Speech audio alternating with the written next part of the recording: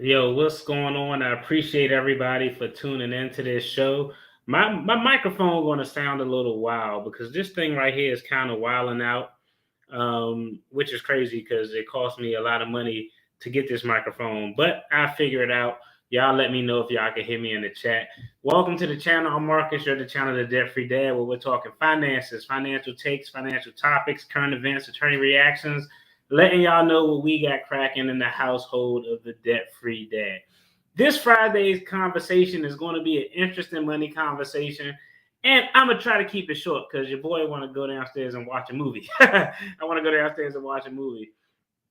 So, disclaimer: licensed attorney, but I'm not your attorney. So this isn't legal advice. This isn't financial advice. I'm just letting y'all know my opinion on takes and topics, and letting y'all know what we got cracking over here at the household of the debt-free dad. Y'all make sure put a one in the chat if y'all can hear me on this microphone because this thing is jacked up. So I'm probably coming off of the computer microphone. Now, the name of this episode for this Friday's conversation was a difficult one because I really wanted to call it the accountability episode. Like the accountability episode where we just own up, take accountability for our decisions with our finances, for hell, our decisions in life. But it just didn't look as great, and the accountability episode didn't really have a big financial talk point. So I decided to call it what the title is. Bottom line, bottom takeaway: being broke is your fault. If you are broke, is your fault. But there's a big ass but in the topic. Okay, I appreciate it, Aaron. There's a big ass but in the topic. There's a big ass but in the topic.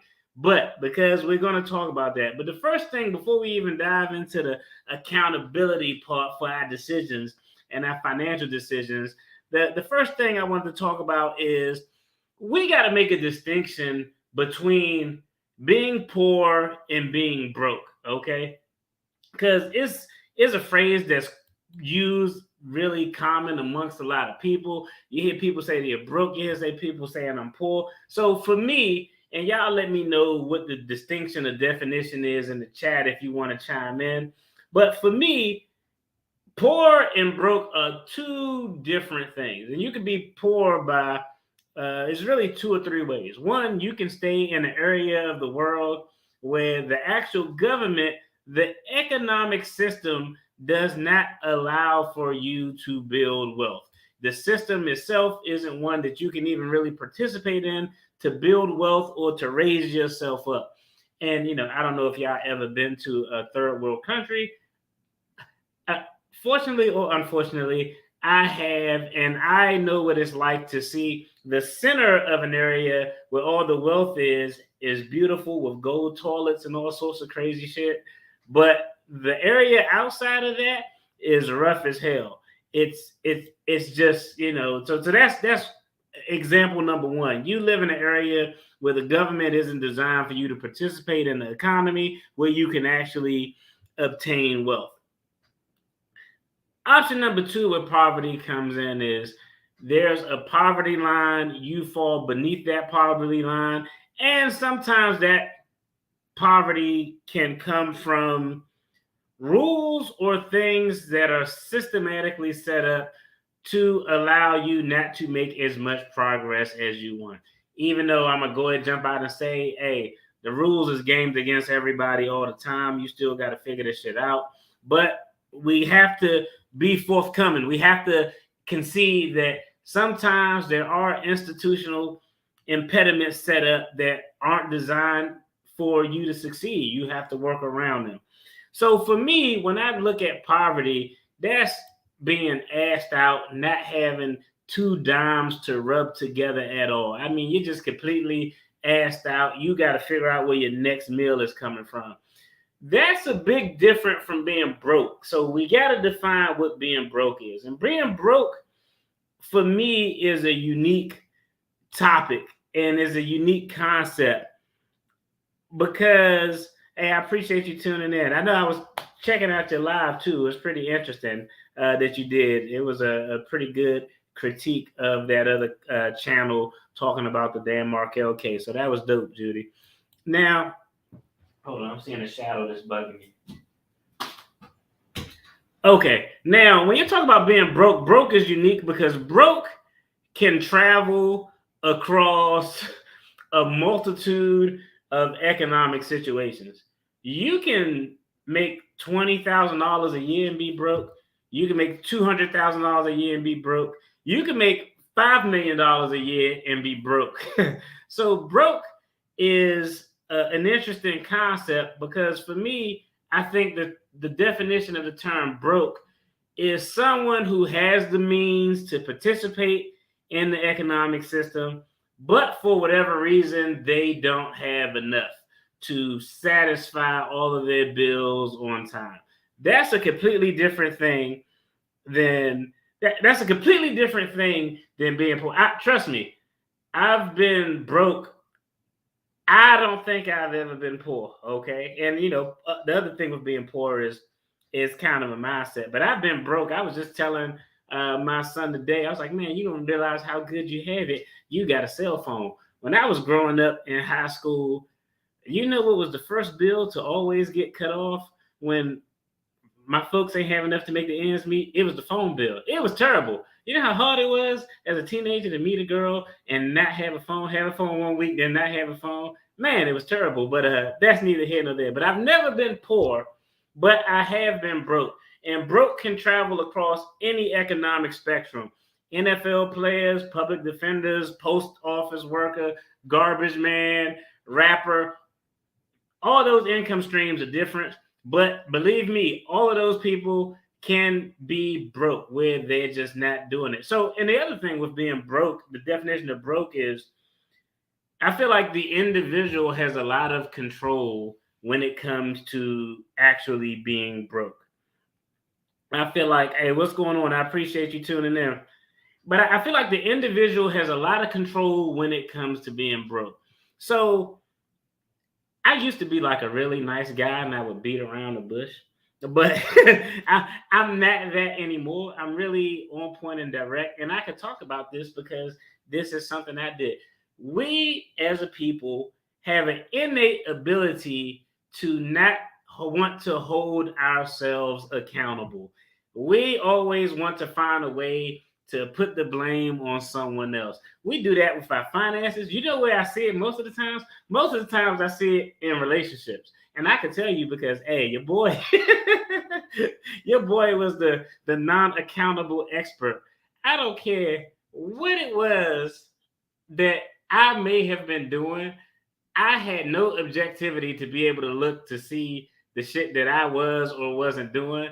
But whatever those one or two things that somebody else was doing, oh man, I point that shit out so fast, which is probably terrible. I evolved from that. I'm a little bit more objective. I can stand back and look at things. But young me, there was absolutely no accountability. If I did something that was stupid or some crazy stuff, the first thing I did, besides even acknowledging what it was that I did, is, well, you know that you did this or you did that. So that's just the mind frame that I think people have, and you don't change that mind frame until you get a little bit older, until you get a little bit of experience, until you get a little bit wiser. That's, really how I think you develop that objective ability to look and call yourself on your own bullshit. I think people are more comfortable saying that they are broke than they are poor. The connotations are different. Yeah, because it's hard to come out of poverty. Being broke is hard to come out of too, but is really a mind state, because when someone has a poor mind state and a truly poor, where you don't even have the means to participate in the economic game, when you are truly poor, that shit is hard. That's like coming up from your own bootstraps. I mean, that's a completely different ball game. Now there's a poverty mentality and there's a broke mentality. I think I've had a broke mentality. I don't think I've ever had a poverty mentality. And for me, the broke mentality is one where you do the same broke shit that you see because that's what you're accustomed to. You know what I mean? And so I can say that I had a broke mentality. I don't think I ever had a poverty mentality because I think one thing when you're talking about poverty, and I know I've as a defense attorney, I've dealt with clients who were homeless and all sorts of crazy stuff. A lot of times there's a mentality associated with poverty that no matter what the hell you do, your situation can't change. You know what I mean? And so that's why I say when you're talking about poverty, there's definitely a mindset that a person has when it comes to being in poverty versus being broke. It's almost socially acceptable to be broke in the U.S. It's been normalized, but the poor poverty is something fair to be ashamed of. Yeah, poverty is scared rough.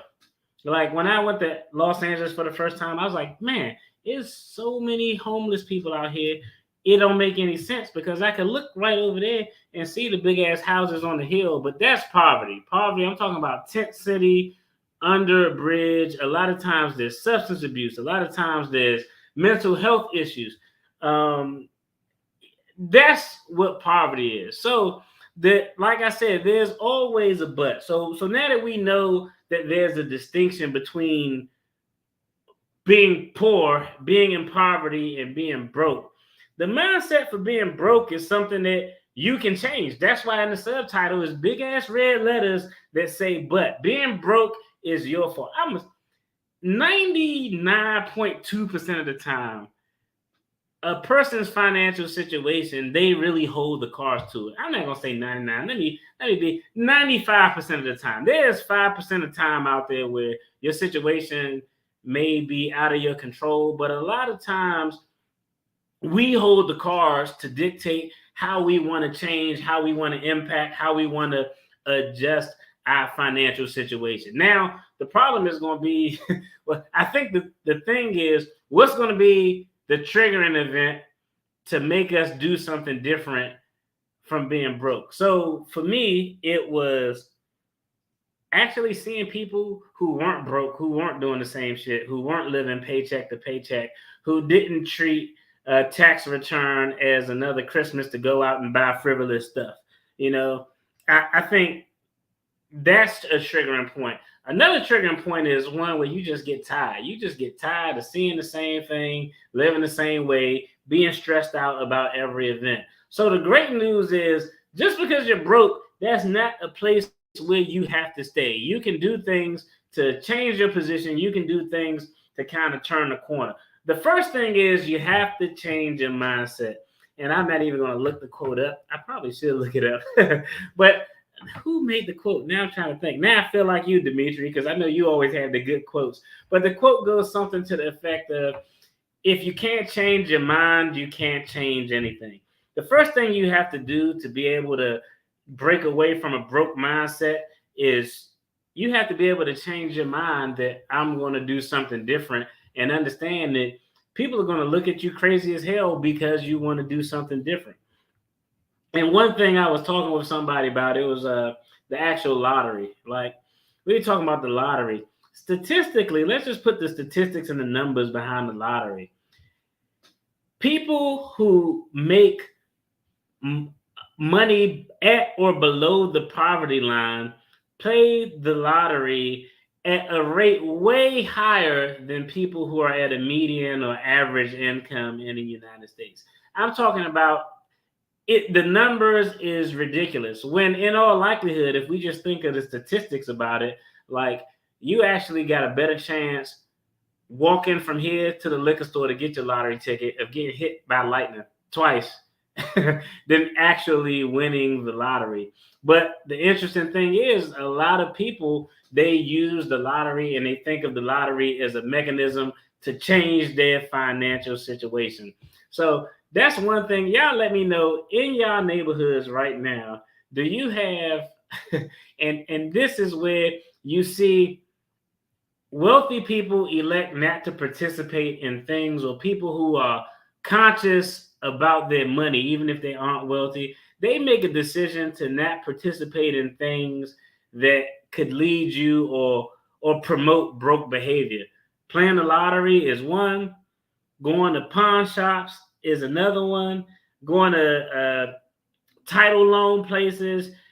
Check Advance. I see it all the time. I don't know if y'all seen the app. They got a lot of commercials out there now that's showing these apps where, like, I don't know what the name of the app is. I don't even want to say it if I know it because I don't want to promote it. But it'll be like some person sitting there on their phone, like, I get paid in 6 days and I don't have any money. Well, with this app, I can get an advance of $200 on my paycheck before a week before my paycheck. How the hell people think those apps make money? Because they are going to charge you a percentage. And so you'll see in any neighborhood, if you want to judge a neighborhood and get a good litmus test of the economic class of people in there, see how many churches are there, liquor stores, pawn shops, title loan places there. If you got multiple churches, liquor stores, title shops, pawn places, I guarantee you that the overall financial health of that neighborhood isn't on the high end because you can't find those damn places in affluent neighborhoods. Trust me. A couple of times I got lost in DC and I rode past where the Obamas live, and you know what I didn't see? A liquor store. It was no liquor store in sight. Gambling is massive here in Australia. His name is Bris Vegas. That's funny because there's so much gambling here. The Pookies, aka slot machines, they are literally at every place. And that's the other thing too. You know, we know those things that are danger zones and indicative of you not making any money. Gambling is one, like you said, lottery, pawn shops, and all those things. But at some point, we have to make a decision to do something different. And I say this all the time. The minute you make a decision to be different from everybody else that you know financially, be prepared because everybody's going to talk shit about you. To this day, everybody called me cheap. My mother called me cheap. All of my family members called me cheap. But, you know, it is what it is. You know who don't call me cheap? People who live in this house don't. But you are going to be called cheap because you aren't participating in the things that everyone else is doing, the things that are the norm. And so the first step, regardless of neighborhood as well, yeah. And oh man, you want to talk about the betting ads and the betting apps? I've been seeing those so much now. And this is just me. I can only speak as a black man because I'm a black man.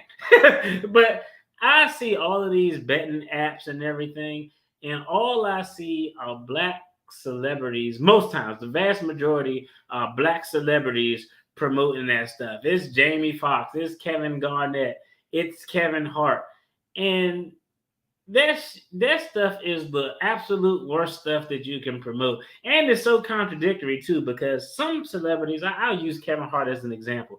I give Kevin Hart a lot of credit because he actually goes out and speaks about financial literacy to a lot of platforms, to a lot of people. He actually has a partnership, I believe it may be with Citibank or Chase, but his sole focus is to promote financial literacy.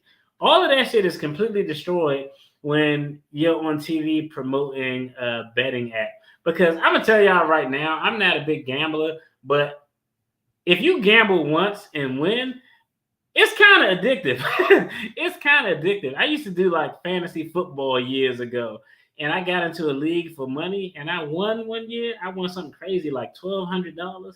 Man, the next thing I know, the next year, I was in like 65 fantasy football leagues. I was watching football games I didn't even give a shit about. I didn't care about like it would be back when these teams were terrible, like the Buffalo Bills, who were terrible at the time, playing the Jets. I don't care about those teams. Those aren't even teams I like. I was watching them like, oh man, if this dude score, I win this week and I'll win $200 or $300.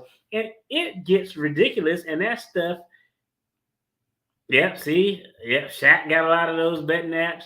I mean, some of the same people you see who talk about financial literacy and these betting apps, you know, real talk, they are not playing that stuff. They aren't playing that stuff.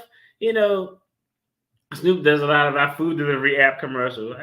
They aren't playing that stuff. It's funny because you talk about Snoop because a lot of these celebrities promote so much stuff, whether it's luxury brands, whether it's betting app. I just saw a picture of Snoop on the internet, and he was on his plane sleep, and he had on some Skechers. I was like, it's so funny because you always think of all of these name brands that are all made by the same companies in any event, but those guys don't really care about those types of labels. It's like a short I put up with Chad Johnson, Ocho Cinco. I don't know if he goes by that name anymore, but he was talking about how he bought all fake jewelry when he was in the NFL. He was like, I bought all my jewelry from Claire's. That's like a little shop at the mall where my daughter get her stuff from. And it was interesting because, he said, I don't have to buy real jewelry because people know who I am. So celebrities, people know who they are, but they push products because they probably got paid hundreds of thousands, if not millions of dollars to push products and things that will eventually mess up your financial situation that aren't going to be beneficial for you. So a lot of times we got to stop falling for the smoke and mirrors. The worst that can happen to a gambler is to win their first time. Yeah, it's like crack, I think. I think it's like, it's like anything. When you win at something, it's just neurologically, your brain produces dopamine. Dopamine feels good. And you know what you're going to do? You're going to chase that high again. You want to look for that same high, and you just chasing it. It's literally the same thing as a drug. Yeah. I mean, yeah, they're making money to pay their bills, but everybody else is making money to pay their bills, but I'm not making money to pay my bills at the expense of no one else. You know what I mean? And we see that all the time because you got all of the celebrities out there who, I mean, how many celebrities have we seen been fined? I've done videos about who've been fined by the Securities and Exchange Commission and can no longer promote cryptocurrencies and other finance apps because they aren't investing in that shit. They don't care. You think Kim Kardashian care about some new version of Dogecoin? No. They are pumping it up so all of their followers on the gram can go out and buy it. They already got their check cut. Whoever made the damn cryptocurrency, once he see the influx of buy, what is he going to do? Sell? And you know who gets left holding the bag, losing all of their money when they probably didn't put play money in. They probably put their mortgage in there, their rent money, some money that they can't afford to lose. So I think that's a distinction. I think it's a fair point because, hey, we all know celebrities just because they look like they got it don't mean they necessarily got it. I'm about to be real urban on here. Yeah. The passenger?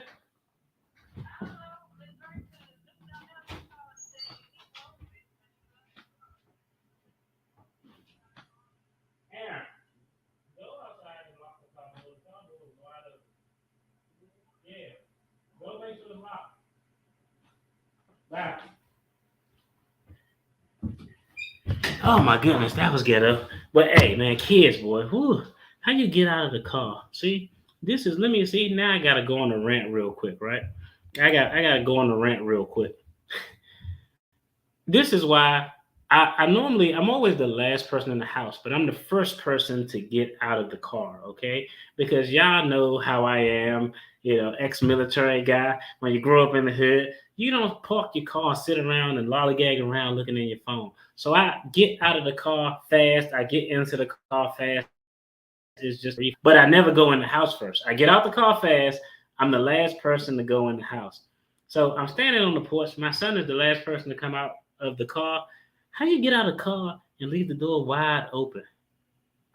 Like, come on, man. This kid is the smartest, clueless kid I've ever seen in my life. He book smart, but like literally, I saw my phone ring, and my phone was ringing because my neighbor was like, "Man, your car door was wide open." And so now I need to go in there and snatch my son up. But anyway, in any event,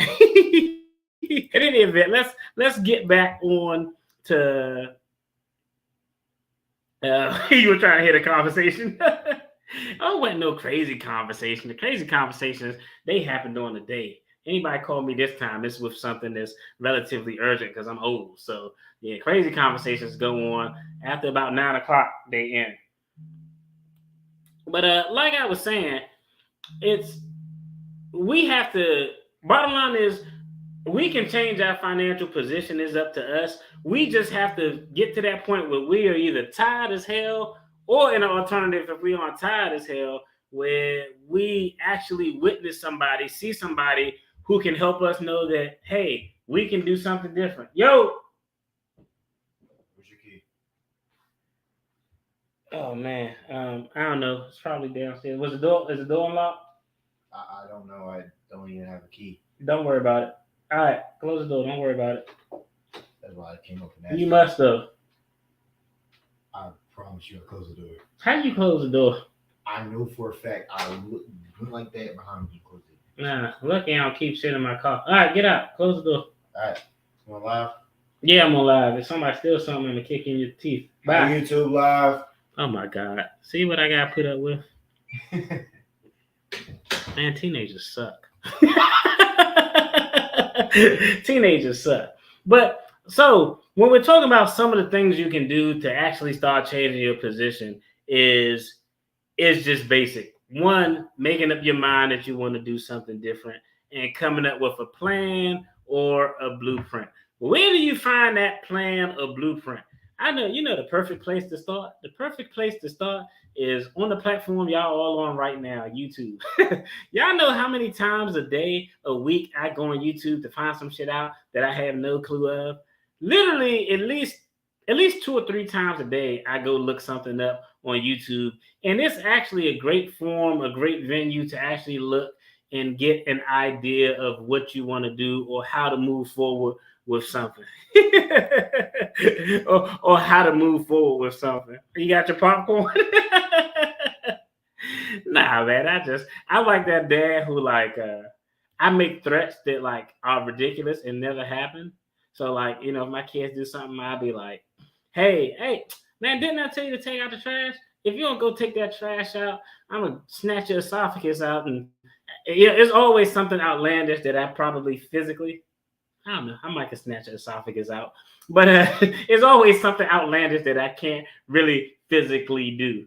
All right, and now so the first thing is find a forum where you can get information. Google, YouTube are always the best forums to go to immediately. But the second thing is you have to identify, and this is a real hard pill to swallow right here. You like a Rottweiler barker, yeah? Yeah, that's it. That's exactly how I am. I like Old Yeller. That was an old ass reference. But the second thing is, and this is really hard for people to do, you have to objectively look at the skill that you bring to the marketplace to determine if it is valuable or not. One of the things you're going to have to do if you want to transition from being broke to becoming financially stable to a point of having access is you have to check your income. And a lot of times, what's the best way I could put this? I've normally said with the older generation. I don't think the younger generation, there may be a few people out there, but there's this big fear of going out on the limb trying to do something different. It's not uncommon, and I've seen it all the time. People are in jobs that there's probably no upward mobility, but they just have this fear of going out and doing something different. So you have to actually be able to look at yourself and say, what are the skills that I'm bringing to the marketplace that directly impact my ability to make an income? And are these skills something that can put me on a trajectory to where I can no longer be broke, or where I'm still fall in this pattern of not having enough to do what I need to do to get what I need to get to be able to provide for my family? So that's kind of a hard thing to do because, I mean, let's just be honest. You can do something for 10 years, 15 years, and it's not really a career, but it's consistent. And it's consistent. You know how to do whatever the hell that job is. So there's a certain level of comfort. And when you have that certain level of comfort, it just makes you like, oh man, I want to do something different, but I know this. I don't want to start over and have to learn something new and be at the bottom of the institutional knowledge totem pole. But sometimes you got to just jump out there. I always say the fastest way to get a raise is to shop yourself on the market and the job hop. Because, like I said, the job that you at, you'll get a raise, but the biggest raise you ever going to get is when you go to a competitor. So you have to be willing to jump out there, go to a competitor. You have to be willing to job hop. That's the best way to get a promotion. You job hop into that promotion. And this is 2023. I'm going to be honest. This is not like 1987 where people was like, oh, man, you moved around and a lot of jobs. What's the issue with that? This 2023. Nobody cares anymore how often a person moves around for jobs if they are qualified. And I know I've been a selection official and sat on so many interview boards, and people older than me always say, man, look at how often this person left a job, or these people may not be here for more than 3 years. So that's why you get the most value you can out of them over a 3-year period. And if you want them to stay, you need to cough up the bag, cough up some type of training, get them some type of certification that there could be value. The onus is on the employer to come up with a way to keep the employee. So jumping jobs, moving from job to job is not something that's frowned upon. But if you want to go from being broke, you have to really look at what it is you're doing to make money and see and judge, is that a valuable skill in the marketplace that has upward trajectory? I saw a video, and I'm going to put a short out about it, where I don't know if y'all seen this video. It was a robot that would clean bathrooms. And it was a little robot that would clean bathroom toilets, urinals, wash the walls. And they were explaining how this robot worked. And this robot essentially had a 3D image inside of the hard drive of the entire office. And it would go open the bathroom door, go in there and clean it up. It would leave out. Once it leaves out, the damn robot would go to the elevator, get on the elevator, hit the button, get off at the next floor, and clean the next bathroom. So the minute I saw that, my first thought was, it's going to be no more janitors. Why would you have a staff of actually people who have to get benefits and you pay taxes on? Technology is going to make a lot of jobs obsolete. So you have to really look at what you're doing and say, is this something that's sustainable where I can continue to grow my income over the next 10, 15, 20 years? And it's going to be hard to do because, like I said, it's going to require you to look and say, damn, I'm stagnant. I'm in a job that's kind of dead end that can't go nowhere. But, you got to be real with yourself in that situation. I had a mate who somehow got sent a spreadsheet of the salaries of him and other people at his level and found out he was $60K below them. So when he job jumped, he used that for a high salary and he got it. He should have got, if they were $60K above him when he job jumped, he should have been looking at $90 to $100K more. And this is, I will say this, also, when you're talking about your income and trying to increase your income so you can change your financial position, when you go for a job interview, now, I don't know, when you go for a job interview, generally finances, wages are never brought up during that initial interview because they're just interviewing people. If you get contacted again, talk about how much money you are going to make. Do not be afraid to ask. And ladies, I love y'all, but I sat on tons and interviewed hundreds of people, from attorneys to people who are in charge of organizations with 30, 40, 50 people. I've interviewed people and it never fails. I don't know what it is. Maybe it's just me. I can only speak from my experience, but I've seen women be so reluctant to ask about salary. It never fails. I could be interviewing attorneys. I don't care what the position is. I would probably say 70% of the time, a woman would never bring up what the salary is. And it drove me crazy because I'm just sitting there like, are you going to ask about salary? They never bring it up. There's always wiggle room. There's always flexibility in salaries. And this was just my point of view. If I was sitting down doing interviews, or I'm the selection official and I'm hiring a new attorney or any position, but especially with attorneys, if you as an attorney don't have the common sense to ask and try to negotiate for a higher salary than what you saw on the actual job announcement, if you aren't going to fight for yourself, how the hell are you going to fight for anybody else? Like, that's an extreme red flag for me. If I'm hiring an attorney, I don't want an attorney who don't have enough common sense or have enough bravery to be able to try to negotiate their salary. It's so crazy, but it seemed really common. It seemed more. I'll be honest, like guys always ask for more money, but it seemed like women were really reluctant to ask for more money. I don't know if it was an intimidation thing because or what, but they were really uncomfortable with it. You got to get comfortable with being uncomfortable. I know that sounds crazy, but you really do have to be comfortable with being uncomfortable. And this is the way I explain it. If you ask if a company say, "Hey, we want to offer you a job, we're going to send you a conditional offer." When you go back and you start negotiating over the salary, y'all going back and forth over the salary. If a company resends a job offer, you got a job offer at 60,000, you call them back and say, "Hey, I want to work here. I like the company, but I would like 75,000 because of A, B, and C." If they say, "Well, you asked for 75,000, we can't afford that, so it's nice talking to you." If a company pulls back their job offer because you asked for more money, that's not a company that you wanted to work for anyway. You know what I mean? I think that's a big thing to do. We just had legislation passed here banning people being contractually bound not to disclose their salary. Also now mandatory reporting for orgs and reporting their gender pay gap. Yeah, oh man, that's going to be interesting. That's going to be interesting. I don't know if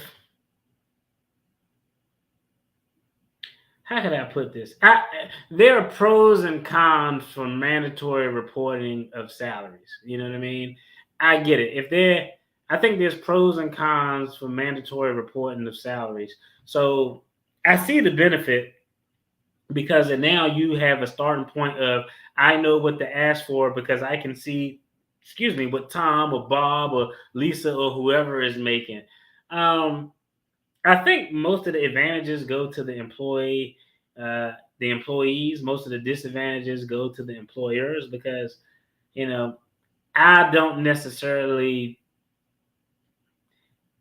I see the benefit if I'm an employer where I don't have to mandatorily disclose the salaries. Then the onus is on you to do some open source research to find out what's comparable, what's going on in your area. And I think, you can find that.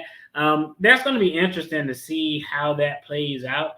I see pros and cons both way. More pros for the employer, definitely more cons for the employee. And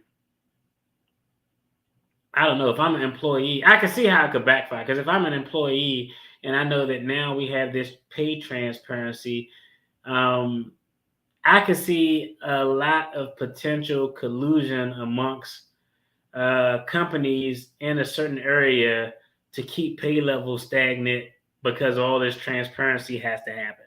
I hope that doesn't happen, but hey, people shady as hell, so it probably will happen. Hey, I appreciate it. Thank you. Yeah, them shorts, they just kind of went ballistic. It was insane.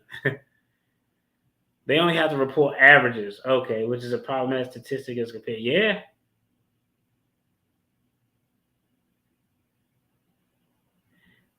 That's gonna be interesting. It's gonna be a lot of interesting things to come out of people having to mandatorily report their salaries. That's going to be interesting.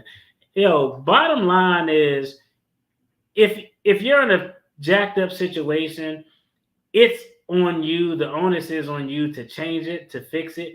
And that's the good thing about it. Like if you wake up tomorrow, if you're watching this video right now, all the crazy stuff that you've been through in your life, you have a 100% track record of dealing with the bullshit. You've always gotten through it. So there's no reason to think that you won't get through it no more. It's just, hey, when you're going through things, that's when they always seem their worst until you get through it. Now, I gotta, I always like to talk about the the title topic first before I ask a crazy ass question. And I don't think this is a crazy question, but I'm glad I got some women in the chat so you all can let me know. All right, this was a conversation that my wife and I were having, right?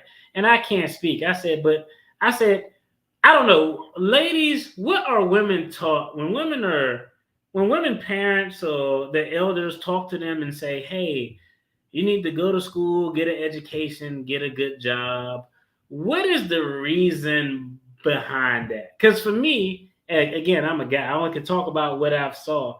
I felt like the reason was one of independence.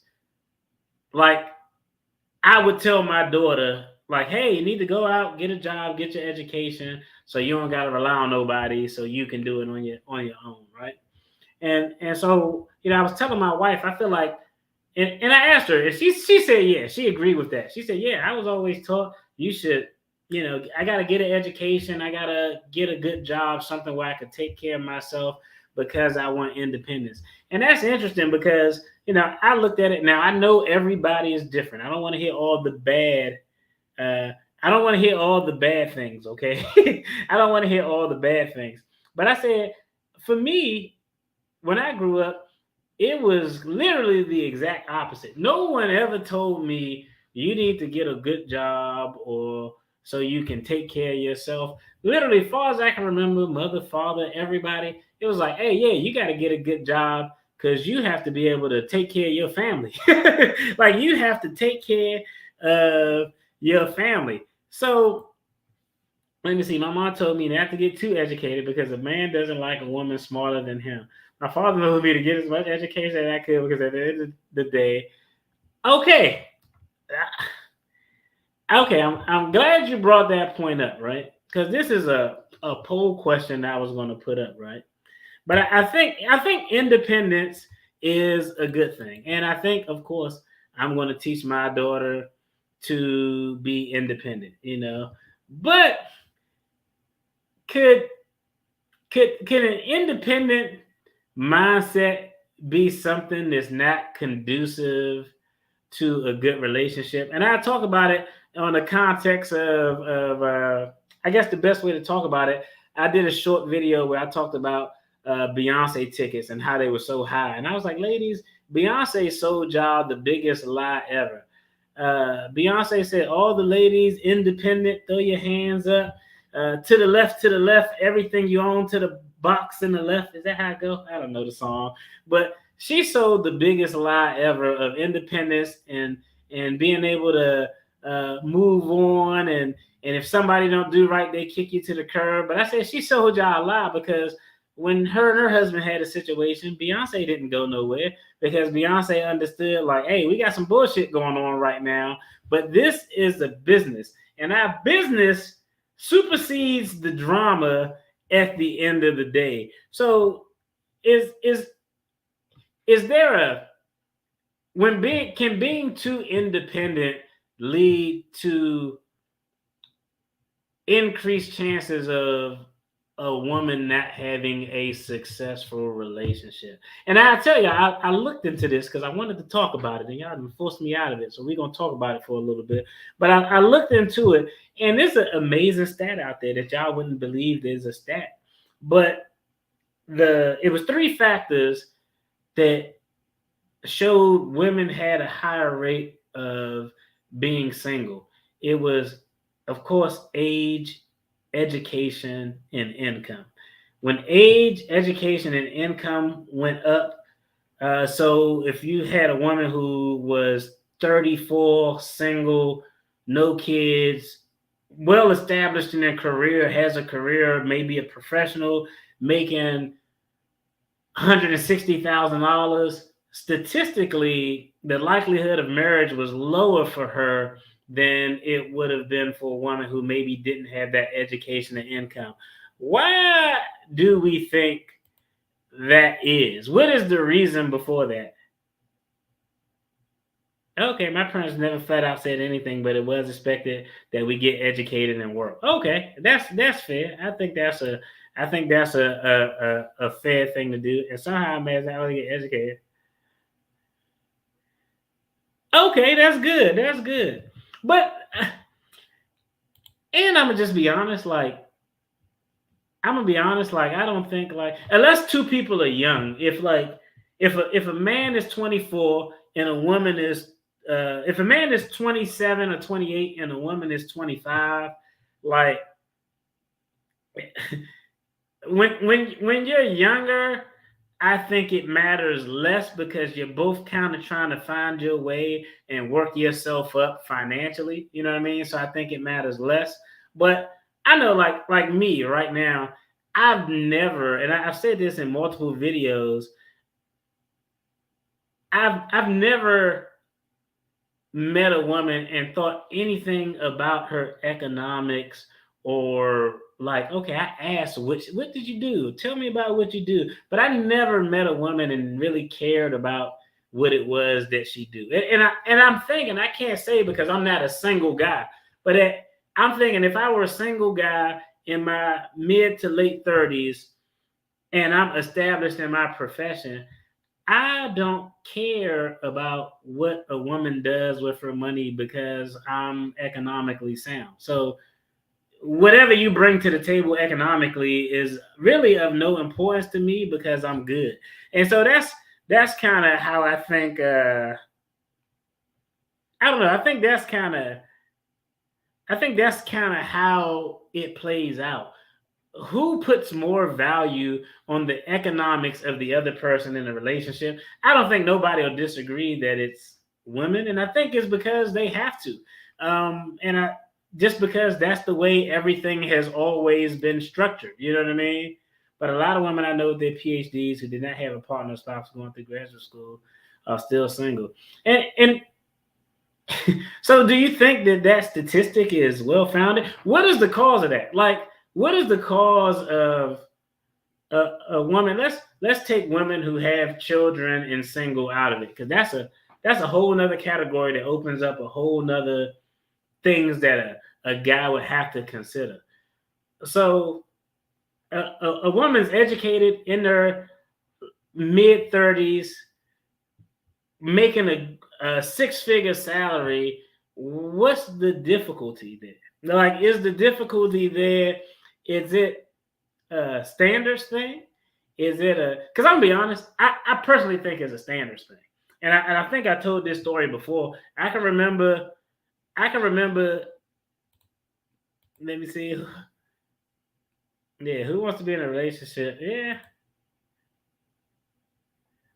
I mean, I get it, but I can remember having a conversation with a bunch of professional women who were single, and hey, these women were very attractive women, and it was one out of an entire group of probably 7 or 8, but literally every single one of them said, if I have this degree, the person I'm with need to have this degree, or if I make this much, the person I'm with has to make that much.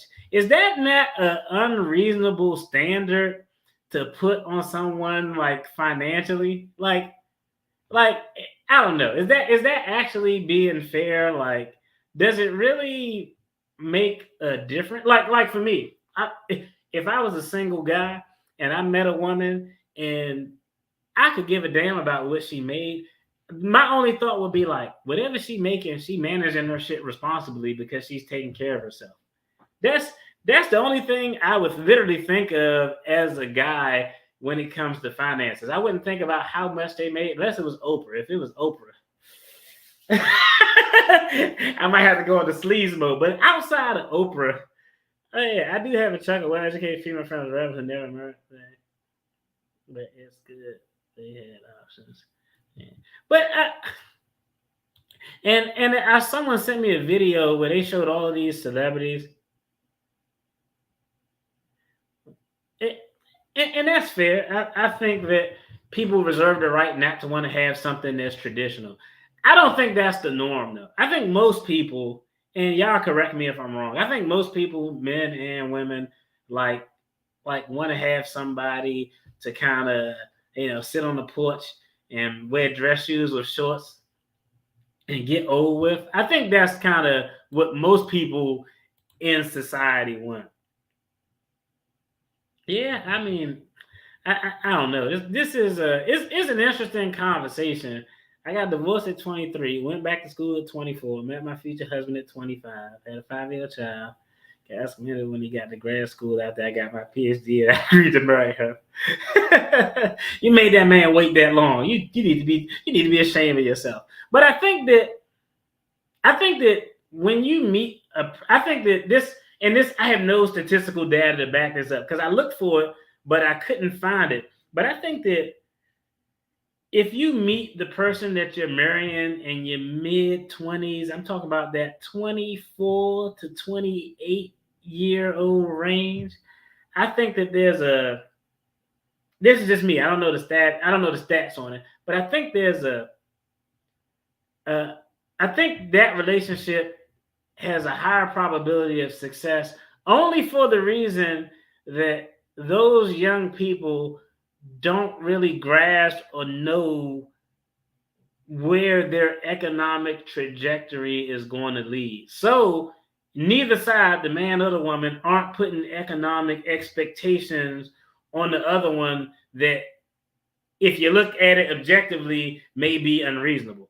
I think that if that makes sense, that had to. He earned it at that point. Yes, he did. Kudos to you, brother.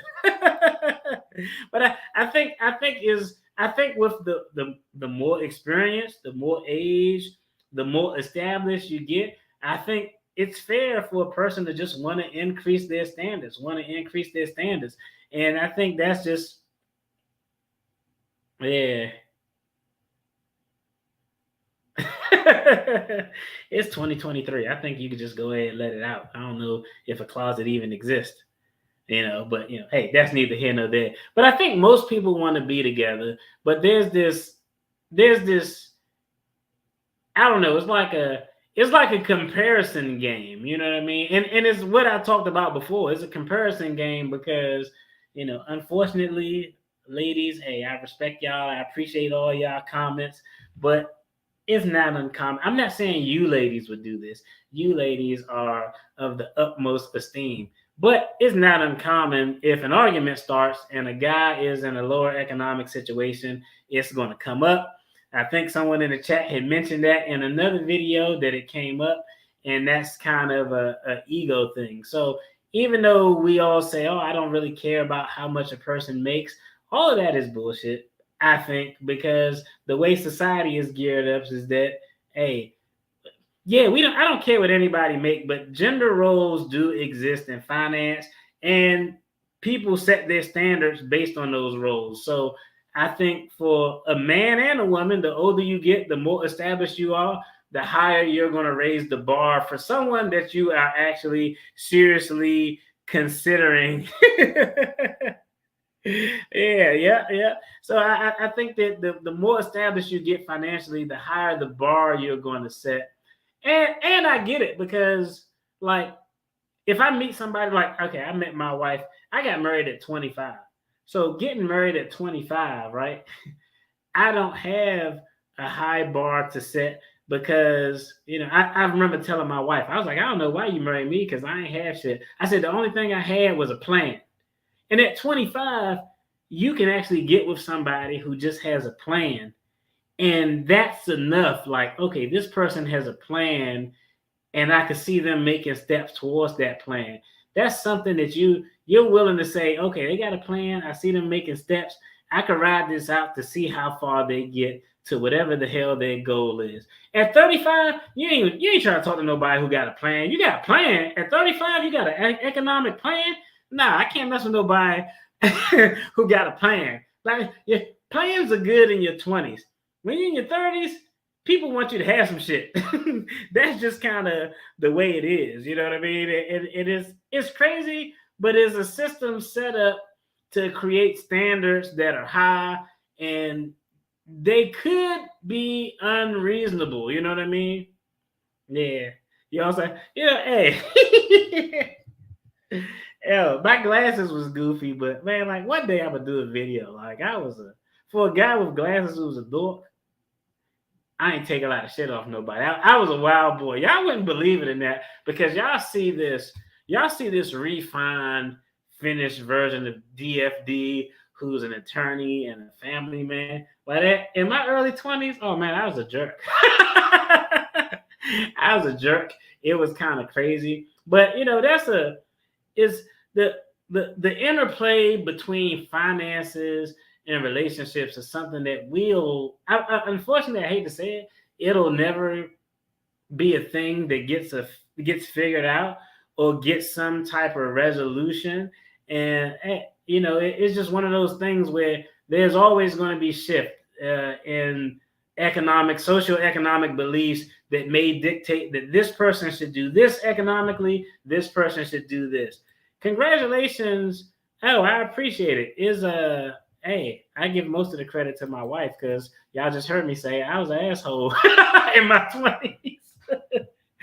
I was an asshole in my 20s. I was probably a little stupid in my early 30s. Like it took about 5 to 7 years where I was like, okay, I think I got the idea of how I should conduct myself in a way that's best suited to facilitate what we got going on here. And really for me, this sounds crazy. It was a guy I met at a job I had. He was an older guy. He's maybe like 15 years older than me, but he was older than me. He had kids that was almost my age. And that guy kind of served as a mentor and kind of helped me just put things into perspective, when it comes to family and kids and all of that stuff. But, the bottom line is, the statistics is out there. It's really hard to establish and realize that, when two people together, it's really a union, it's really a partnership.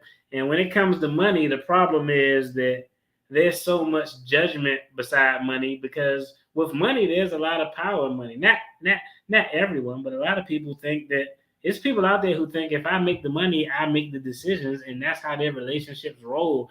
And I mean, no healthy relationship should go like that because your spouse should be your number one advisor in all things. But it's people who got those type of thoughts out there who think they should be taken care of, who think that I got to take care of 100% of the responsibility when I'm single. So when I get married, I don't want to have to help. I want to take care of 10% of the economic responsibility. It's people who have those views. And when you get two people whose views don't align like that, that shit is going to be a colossal disaster, which is absolutely crazy. But, I'm going to jump off here because I got to make sure my door locked. Luckily, I don't keep anything in my car. This is a safety tip. It actually may behoove you to leave your door unlocked. I left my door unlocked one night. I'm going to just say it was me. I think it was somebody else. And I came out to go to my car, and I saw my glove box open. Somebody went through all my stuff, but I didn't have shit in there. There was nothing in there for them to take. I was like, man, I probably should have left the door unlocked more often. They didn't break my window. They didn't do anything. So, hey, it may be advantageous. I may just need to leave it unlocked sometimes because, it's better than having your shit broken. But I appreciate everybody for tuning in. I appreciate all y'all for commenting. All my OG folks. Hey, I love y'all. Aaron, Judy, everybody. Hey, everybody over there. I see all y'all on the chat. I appreciate it. And if y'all ever want to jump on, I think the next time I do a live with just me, I'm going to put a link in where you can jump in. You don't got to show your face, but we can talk and chop it up about these financial, economic, socio-economic, social things, or whatever the current event topic is. Because I just saw a 72-year-old guy who owes $42,000 in child support from his 80-year-old wife who's deceased, and the state still want their money. That's that bullshit. That's crazy as hell. But I appreciate y'all. Y'all take care. Have a good weekend. Be blessed. Peace.